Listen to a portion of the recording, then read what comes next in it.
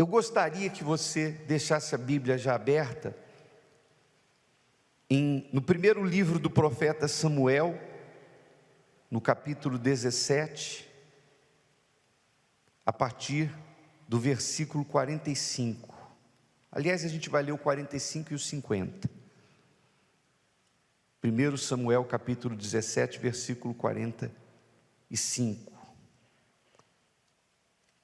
que diz assim, preste muita atenção, por favor, não converse, preste muita atenção. Davi, porém, disse ao filisteu: tu vens a mim com espada, e com lança, e com escudo, porém eu venho a ti, em nome do Senhor dos Exércitos, o Deus dos exércitos de Israel, a quem tens afrontado. Então, a boca fala do que está cheio o coração. Olha o que estava dentro de Davi. Essa passagem revela o que havia dentro de Davi. Davi apresentou disposição para enfrentar o gigante Golias. O gigante Golias, um homem de cerca de 3 metros de altura, um herói de guerra, herói dos filisteus, ele já estava desafiando o exército de Israel há 40 dias. Diz a Bíblia que 2 vezes ao dia, pela manhã e pela tarde, Golias saía ao encontro das fileiras dos soldados de Israel, e ele dizia assim: para que haver guerra entre os 2 exércitos? Vamos duelar aqui só 2 homens. Vamos ter um combate só de 2 homens. Encontrem entre vocês um homem que me enfrente. Se ele me vencer, todos nós viramos escravos de Israel. Se nós vencermos, Israel vai nos servir. Mas não precisa todo mundo lutar, só um. E ele fazia isso porque ele sabia o quanto ele assustava com a sua força descomunal, com o seu tamanho. E os soldados de Israel, que já estavam ouvindo aquilo há 40 dias, tinham espada, tinham escudo, tinham lança, tinham treinamento, tinham força física. Mas desde Saul, o rei de Israel, até o último soldado, ninguém absolutamente se habilitava a lutar contra o Golias. Por quê? Por que ninguém se habilitava? Porque todos aqueles soldados estavam, inclusive o rei Saul, visando aquela batalha como uma batalha humana, uma guerra humana. Os homens de Israel contra os homens dos filisteus. Todos eles tinham uma visão humana. Se você vem na igreja, mas você continua vendo tudo do jeito que as pessoas veem lá fora, se você tem uma visão limitada, a visão humana, então você vai ter ações e reações iguais às das pessoas lá fora. Quando acontecer uma coisa boa, você vai ficar alegre. Quando acontecer uma coisa ruim, você vai se deprimir. Quando as chances forem grandes, você vai estar animado. Mas quando a situação parecer impossível, você vai estar com medo. Essas são reações humanas, naturais, de qualquer ser humano. Mas quando você tem a visão espiritual, quando os seus olhos espirituais se abrem, e eu vou dizer como isso acontece, então você passa a ver como Deus vê. E se você vê como Deus vê, você vê lá do céu, você tem uma visão, a visão de Deus é acima do satélite. Você sabe que na guerra, hoje em dia, as grandes potências mundiais se valem daquilo que os satélites mostram, porque os satélites têm uma posição privilegiada para ver tudo o que acontece no planeta, não é assim? Os satélites passam informações para essas potências. Agora imagine a visão de Deus. Deus está acima dos satélites. Deus está acima, Deus está no terceiro céu. Então você passa a ver como Deus vê. Você já reparou, se você olhar de um avião, os prédios ficam pequenininhos. Tudo aquilo que é grande aqui se torna pequeno, porque você passa a ver tudo do alto.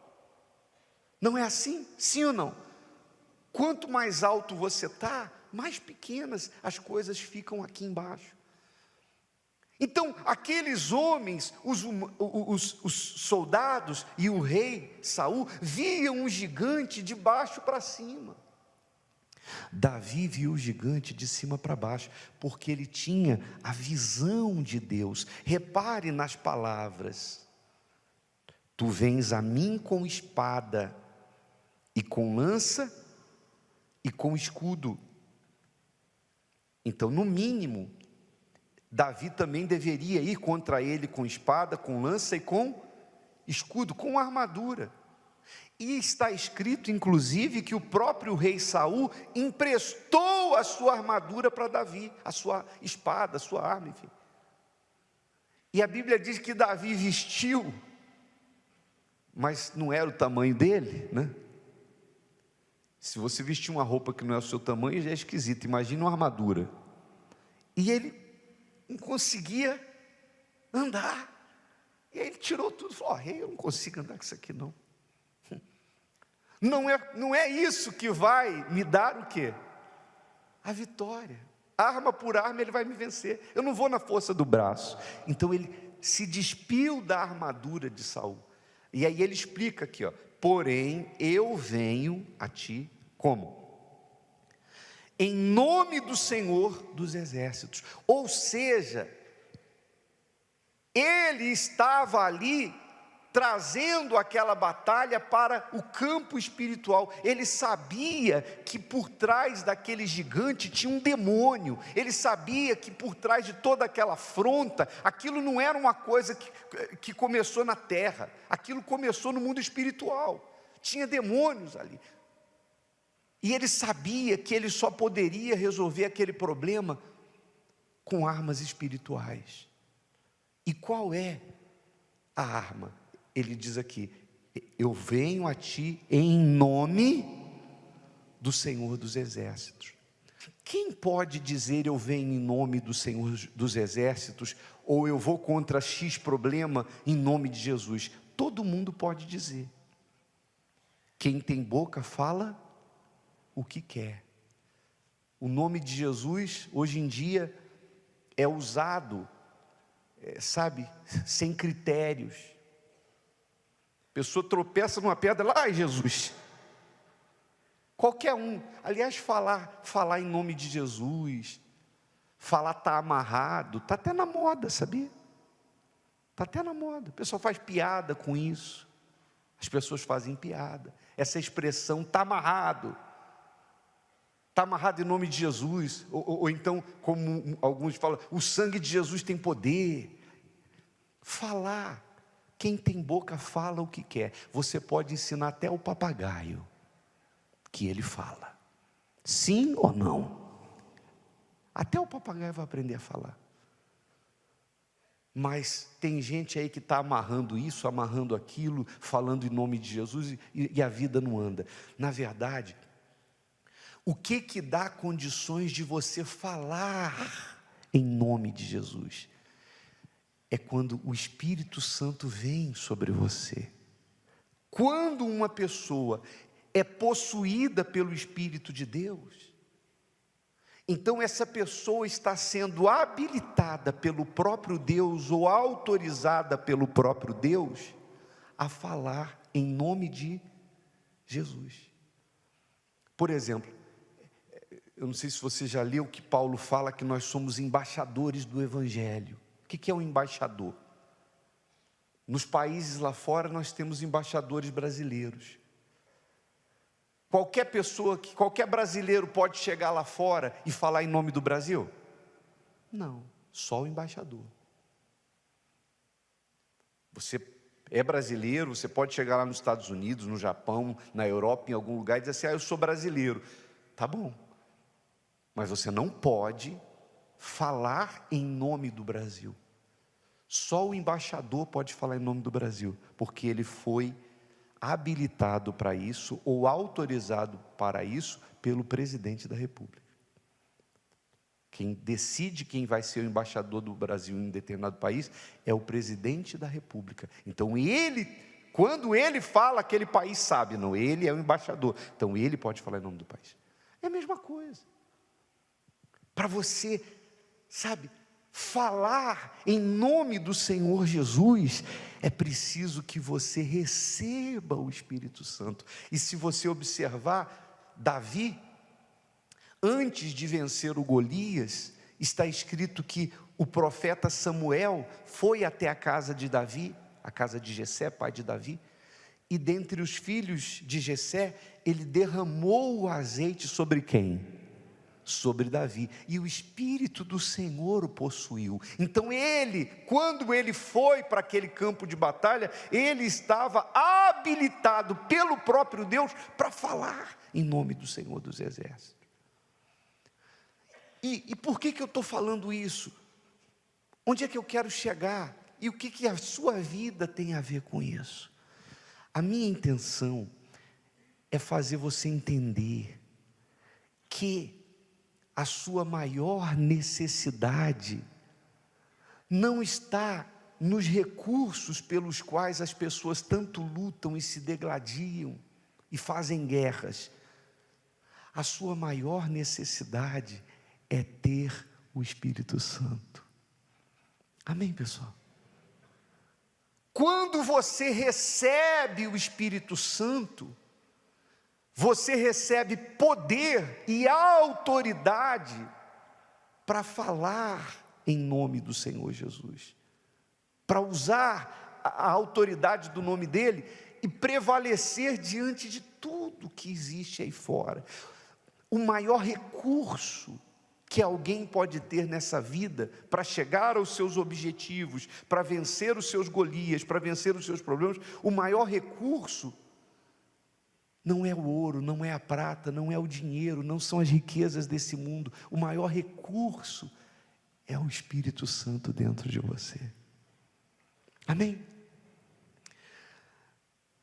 No versículo 50, está escrito assim: assim, quer dizer assim, dessa forma, Davi prevaleceu contra o filisteu, com uma funda e com uma pedra, e feriu o filisteu e o matou, sem que Davi tivesse o quê? Uma espada na mão. Está vendo? Abra a sua visão.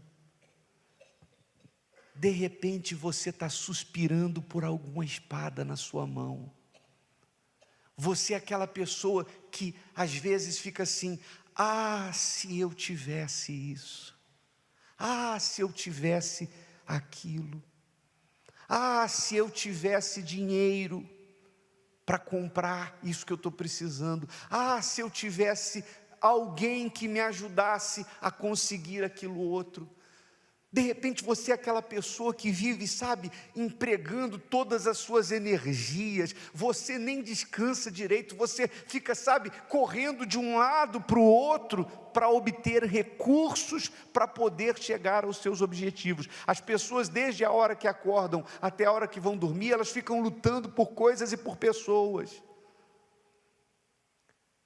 mas não aplicam a mesma força para ter o Espírito Santo, para receber o Espírito Santo, que é a maior de todas as riquezas de alguém. A maior riqueza que alguém pode ter é o Espírito Santo. Você que me ouve nesse momento, você pode ter, sabe, agora um saldo milionário na sua conta. Enquanto você está aqui, sabe, tem um extrato lá seu, o banco está lá online e tem números lá que chegam a milhões. Você pode estar com um carro top de linha aqui no estacionamento. Você pode estar, sabe, ter deixado lá a sua casa, uma casa confortável, para a qual você vai voltar daqui a pouco. Tudo isso não é pecado, tudo isso tem o seu valor. Mas não é isso que faz a diferença. Porque tem gente aí fora que pode ter, e tem gente que tem 100, 1000 vezes mais que você, 10 vezes mais que você, e é infeliz, e não consegue derrubar os seus Golias, não consegue derrubar o Golias que está lá acabando com o casamento da pessoa. Todo o dinheiro que ela tem não resolve o problema do casamento, não resolve o problema de adultério que tem lá dentro do casamento, não tira o filho das drogas. Tudo que a pessoa tem não acaba com esse buraco que ela carrega dentro dela, chamada depressão, e ela já pagou ao hospital, já pagou tratamento, já foi aos especialistas, aos melhores psicólogos, e não tem ninguém que preencha esse vazio, porque essa espada, esse escudo, essa lança, não vai derrubar o Golias. O que faz a diferença é o Espírito Santo. Olha só o que ele fala lá no Salmo 20, versículos 7 e 8, Davi fala assim, ó, escreveu assim, ó: uns confiam em carros e outros em cavalos. Ou seja, na guerra tem carros e cavalos. Então tinham reis que confiavam no número de carros e cavalos. Mas nós faremos menção do quê? Do nome do Senhor nosso Deus. Quer dizer, a mesma visão lá de trás que fez ele vencer o Golias. Assim como ele não confiou na espada de Saul, na lança de Saul, no escudo de Saul, na roupa de Saul, anos se passaram, ele já era rei, e ele continuava dizendo: eu não confio nos carros e nos cavalos, eu não confio no armamento, no poder bélico que o meu exército tem, mas nós faremos menção do nome do Senhor nosso Deus. Aí continua: uns encurvam-se e caem, mas nós nos levantamos e estamos de pé. Só o Espírito Santo vai sustentar você. É uma questão de sobrevivência da fé. Você precisa do Espírito Santo, eu preciso do Espírito Santo, nós precisamos do Espírito Santo. O Espírito Santo é a nossa maior necessidade. É uma questão de sobrevivência da fé.